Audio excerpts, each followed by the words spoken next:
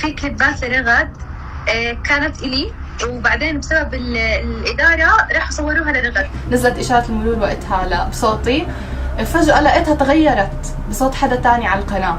تحطي يعني عفوا راسك براس بنت صغيرة بتصرفاتها، بدك تقصيها عن الفريق، بدك تبعديها عن الأطفال، تشيليها من طاولة الأطفال، تشيلني توديني روحي عند أمك، هيك تحكي لي إياها.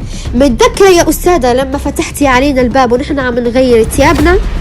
وحذكرك بالكلمة اللي انت قلتيها لما فتحتي الباب، يا جماعة اللي بده يجي يتفرج في ناس عم تغير جوا. يعني كان ينكتب اسمنا بالكورال بالبداية، بعدين فجأة بطل ينزل الأسماء، يعني من دون ما يصير نقاش بيننا وبينهم. تمام، بس هي كإنسان وضحت لي إنه ما في علم، ما في ثقافة، ما في وعي، ما في تعامل. أنت كإنسانة عندك منصب مدير القناة، مرت مدير الفريق، ما بصير إنك تتعامل بهاي الطريقة، ما بصير. أنت بدك تنجحي، بدك المحتوى اللي بتقدميه للناس عم بنجح، وعم تطلعي على التلفزيون عم تحكي إشي، عشان أول ما تسكري الكاميرا تصيري إنسانة تانية.